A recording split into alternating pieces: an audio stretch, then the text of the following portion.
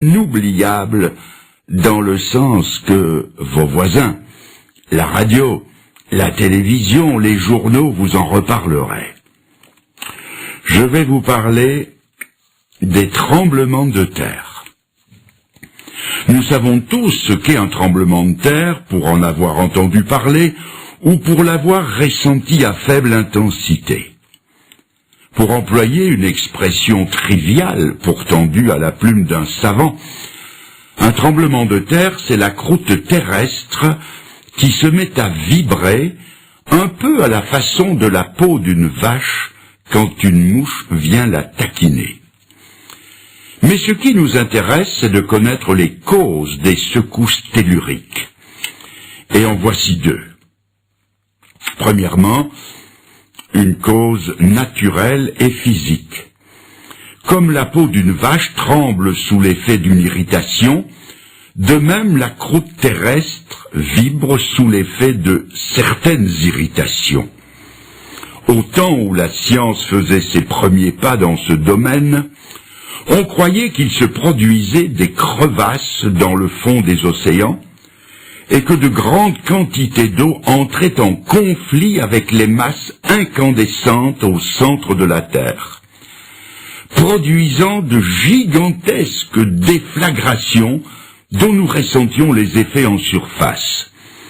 Cette théorie dite du catastrophisme a été abandonnée et remplacée par celle des plaques tectoniques et de la dérive des continents.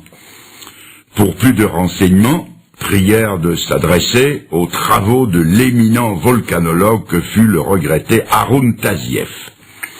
Voici un court extrait de ce qu'il écrivait dans un journal de la presse helvétique. Je lis. 100 000, 500 000, 1 million de morts en l'espace de quelques minutes.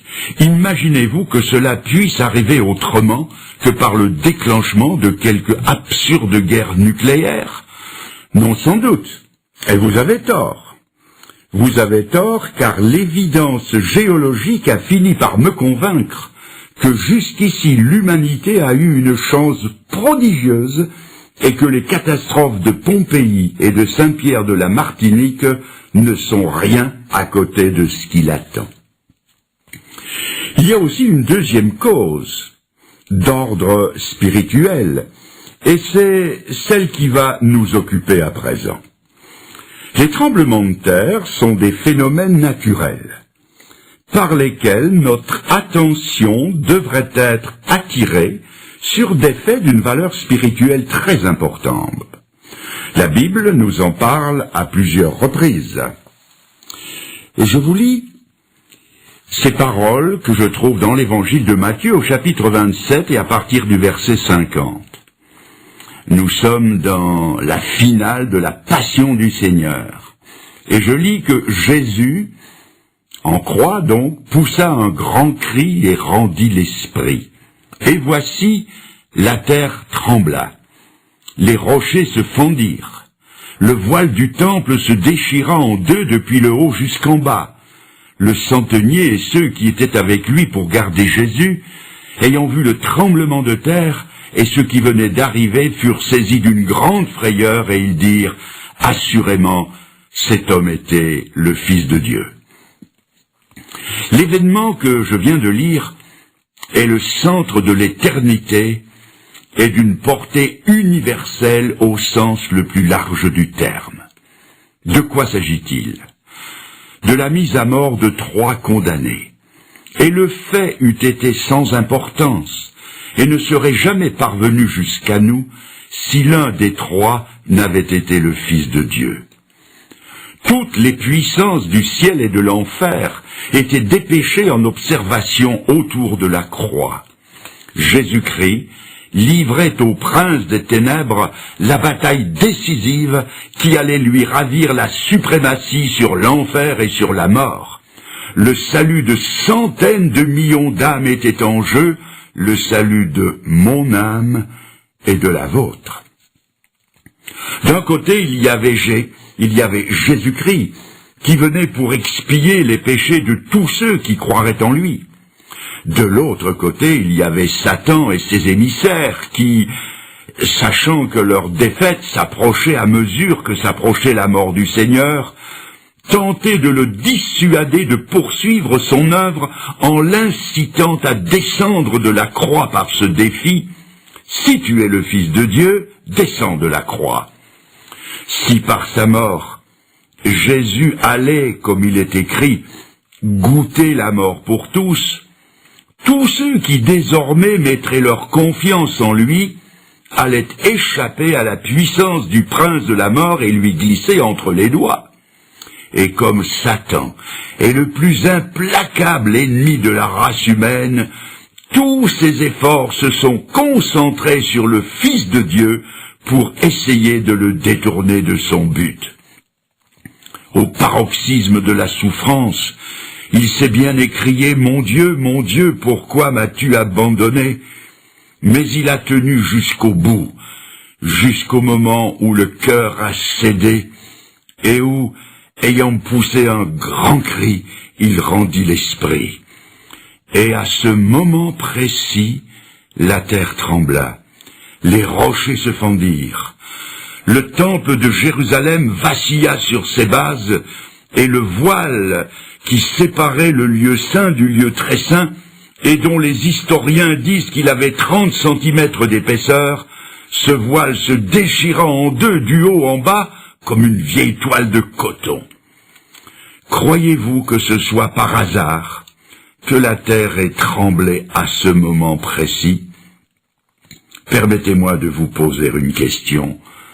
Votre cœur a-t-il jamais tremblé au récit de la mort de Jésus pour vous? Votre cœur serait-il plus dur que la rocaille qui, elle, s'est fendue? Votre cœur serait-il plus dur que celui de ce rude centenier romain qui a vibré et qui n'a pas pu retenir ce cri? Certainement cet homme était le juste Fils de Dieu.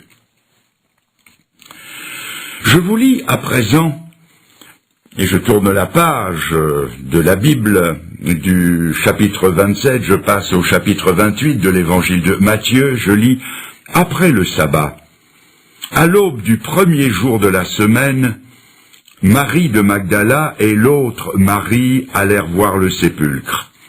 Et voici, il y eut un grand tremblement de terre, car un ange du Seigneur descendit du ciel, vint rouler de la pierre, s'assit dessus et dit aux femmes, « Pour vous ne craignez rien, je sais que vous cherchez Jésus qui a été crucifié, il n'est point ici, il est ressuscité. »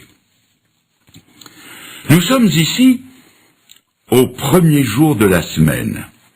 C'est le 3e jour qui suit le sinistre vendredi de la crucifixion et de la mise au tombeau.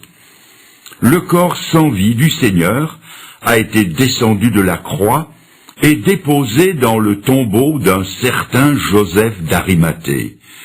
Une garde a été postée pour s'assurer que le corps resterait bien dans le sépulcre. Dès avant l'aube, 2 femmes se rendent au tombeau. Leur âme est comme l'ombre qui les entoure. Leur maître bien-aimé en qui elles avaient espéré était mort. Elles distinguent les gardes qui sont de faction autour d'un tombeau dont l'ouverture est scellée d'une lourde pierre. Elles apportent des aromates pour embaumer son corps, mais comment vont-elles faire? Savent-elles au juste ce qu'elles sont venues y faire? Tout à coup, à 3 jours d'intervalle, la terre se met à trembler au point que les sentinelles, prises de panique, tremblent de peur. Un personnage éblouissant de clarté roule la lourde pierre et s'assied dessus, et le tremblement de terre est accompagné de la nouvelle la plus stupéfiante qu'oreille humaine ait jamais entendue. Il n'est pas ici, il est ressuscité. Un tremblement de terre a salué l'annonce de la résurrection de Jésus-Christ. Croyez-vous que ce soit par hasard que la terre ait tremblé à ce moment précis? Je ne sais pas si vous vous rendez compte de l'importance de l'événement et de la doctrine qui en découle. L'apôtre Paul, conduit par le Saint-Esprit, exprime deux pensées à ce sujet. Voici la première. Si Jésus n'est pas ressuscité, la prédication de l'Évangile est vaine. La foi aussi est vaine. Ceux qui croient sont encore dans leurs péchés, ceux qui sont morts sont perdus, et ceux qui espèrent en Christ sont les plus malheureux de tous les hommes. Vous trouvez ça dans 1 Corinthiens 15. Et la deuxième pensée, ayant dit cela, Paul, preuve à l'appui, affirme avec force, mais maintenant, Christ est ressuscité. Et parce qu'il est ressuscité, nous aussi nous ressusciterons. Nous serons tous changés en un instant, en un clin d'œil, à la dernière trompette. La trompette sonnera et les morts ressusciteront incorruptibles. Le développé de tout ceci est à lire tout entier dans 1 Corinthiens 15. La preuve que Jésus n'est pas mort comme les autres hommes, c'est que, comme les autres hommes, il n'est pas resté dans la mort. La résurrection de Jésus est la preuve que nous avons une espérance aussi vivante que lui est vivant. Je continue, et je rappelle, un tremblement de terre a salué la mort de Jésus-Christ. Un autre tremblement a salué l'annonce de sa résurrection, et maintenant, une série de tremblements de terre annonce son prochain retour. Avant de quitter les siens, le Seigneur ne les a pas laissés sans consolation. C'est en ces termes qu'il leur a dit qu'il reviendrait. Que votre cœur ne se trouble pas. Vous croyez en Dieu, croyez aussi en moi. Il y a plusieurs demeures dans la maison de mon Père. Je vais vous y préparer une place, et quand je vous aurai préparé une place, je reviendrai, et je vous prendrai avec moi, afin que là où je suis, vous y soyez aussi. On trouve ça dans Jean 14. Il ne leur a pas révélé la date de son retour, et il leur a même interdit de chercher à le savoir. Mais il leur a donné des signes avant-coureurs de son retour. Parmi ces signes, nous relèverons, sans nous y arrêter, la rentrée du peuple juif dans son pays d'origine, la Palestine, sujet que j'ai traité en détail dans une autre occasion. Il y aura aussi l'apparition de phénomènes inexplicables comme des signes dans le ciel, dirons-nous des ovnis, objets volants non identifiés. Il y aura une déferlante de gourous, de violence, de corruption, de belligérance à l'échelle mondiale et une multiplication des tremblements de terre prophétisés par le Seigneur lui-même en ces termes. Jésus se mit à leur dire: « Prenez garde que personne ne vous séduise, car plusieurs viendront sous mon nom en disant « c'est moi », c'est-à-dire les gourous, et ils séduiront beaucoup de gens. Vous entendrez parler de guerre et de bruit de guerre. Une nation s'élèvera contre une nation, un royaume contre un royaume. Il y aura des famines, il y aura, et je souligne, il y aura des tremblements de terre en divers lieux. Ce ne sera que le commencement des douleurs. Je viens de lire cela dans l'évangile de Marc au chapitre 13. Quelqu'un me dira peut-être que des tremblements de terre, il y en a toujours eu, et que par conséquent, ils ne peuvent pas être un des signes du retour de Jésus-Christ. Il est vrai que pour les Japonais, chez qui la terre tremblote si souvent que l'idée que ce soit un signe ne les impressionnera pas.